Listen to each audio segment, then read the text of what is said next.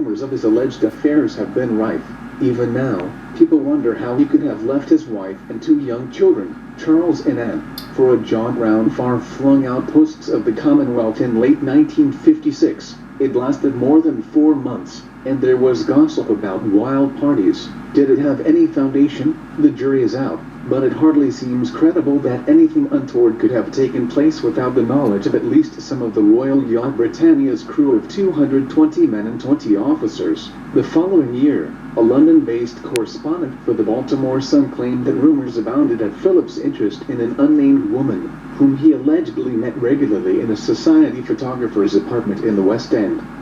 Report Queen, Duke and rift over party girl ran the headline. Gossip was further fueled by the fact that the prince's private secretary Mike Parker had chosen this moment to tender his resignation. This was taken as a sign that he had to go because he'd been leading Philip astray. In fact, Parker felt he had to resign because his wife had just filed for divorce. According to him, the Duke was incandescent about the reports. He was very, very angry, and deeply hurt. In a break from the rule that the palace never comments on rumor, the Queen authorized her press secretary to announce, "It is quite untrue that there is any rift between the Queen and the Duke."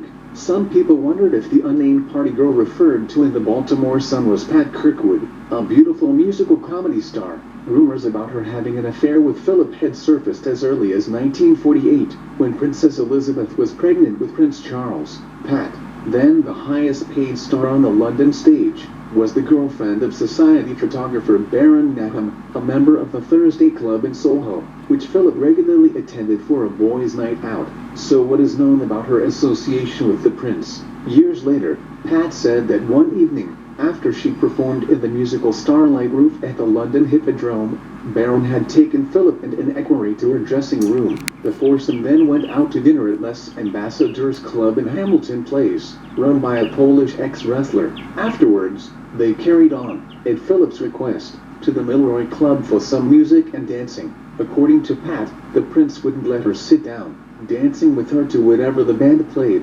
They stayed out until dawn and had scrambled eggs at Baron's flat.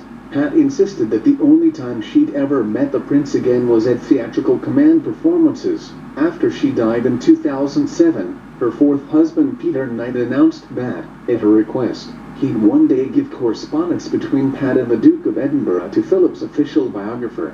It would prove that there was no illicit relationship, he said. This didn't explain, however, why Pat and the prince were corresponding with each other at all. Another woman with whom the prince has been romantically linked is Helene Cordet, formerly Helene Fufunas. They became friends as children when they spent holidays together at her parents' villa in Montouquet, France. Helene, who became the hostess of the BBC variety show Café Continental, had 2 children while separated from her first husband, but refused to reveal who their father was. So when Philip elected to become godfather to both, some assumed that it must be him. Despite this, Helene allowed the paternity of her children to remain a mystery, though one of her sons has flatly denied that the prince is his father. The rumor mill has kept on grinding, even alleging he had a relationship with Sarah Ferguson's mother, Susan Barantz. His alleged indiscretions include the Countess of Westmoreland, wife of the Queen's Master of the Horse. The novelist Daphne du Maurier, who is married to Boyd Browning, former controller of the royal household. The actresses Merle Oberon and Anna Massey. The TV personality Katie Boyle. The Duchess of Abercorn, wife of the Lord Steward of the royal household. His cousin, Princess Alexandra. And his carriage-driving companion Lady Brabourne, now Lady Mountbatten. The satirical magazine Private Eye even linked Prince Philip with Stephen Ward, the society osteopath at the center of the Profumo affair, which rocked the Conservative government in 1963. Ward, also a member of the Thursday Club, was notorious for throwing wild parties at which the man in the mask served drinks wearing only a skimpy apron. Private Eye took to referring to Prince Philip as the naked waiter. There is no evidence that this is true, just as there is no convincing evidence to support any of the other allegations. Of all Prince Philip's respected biographers, only Sarah Bradford is adamant that Philip has had affairs. There is no doubt in my mind at all, she told author Gyles Brandteth in 2004. The Duke of Edinburgh has had affairs, yes, full-blown affairs and more than one. Not with Pat Kirkwood or Merlot Barum or any of those people.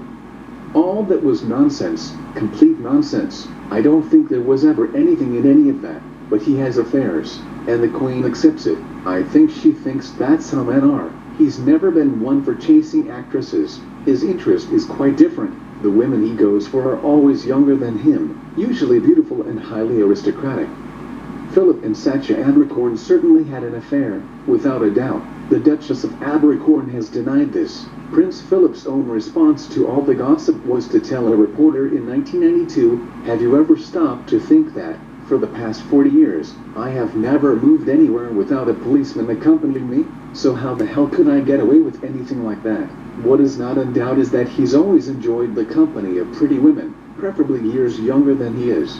I have seen him gliding around the dance floor at the Royal Yacht Squadron Ball during Cow's Week with Penny Romsey, the wife of Lord Brabord. Neither of them gave a damn who saw them or what anyone might say.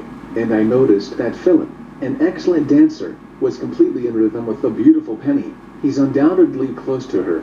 In 1996, at the height of what was dubbed the War of the Waleses, a snooping radio hand taped a mobile phone call made by Philip to a plummy-voiced woman, in which they discussed the bitter battle between Charles and Diana.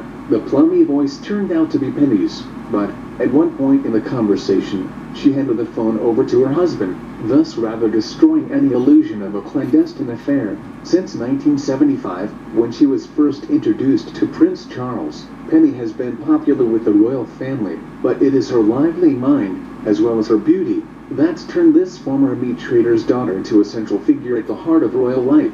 She's often at Windsor Castle at weekends, and tells both Philip and the Queen about what's going on in the outside world. As a man who has an eye for a pretty woman but easily gets bored, the prince finds her company irresistible. He's taught her the rudiments of carriage driving, and more recently he's found another reason for them to spend time together, painting in watercolors. How the Queen feels about it all, we will never know. Philip has always liked to flirt and make suggestive remarks, and she is the first to make jokes about his lascivious nature. Equally, she'd never let on if she'd been hurt by rumors of her husband's supposed dalliances. Quite possibly, she may even have resorted to her usual trick of burying her head in the sand and pretending nothing was happening. It's lucky for Philip that the Queen has what many would consider an old-fashioned view of marriage. In her early 30s, she remarked, "There's nothing worse than to fence a man and then stop him from doing what he wants." Philip was aghast when a royal maid even joined them on honeymoon.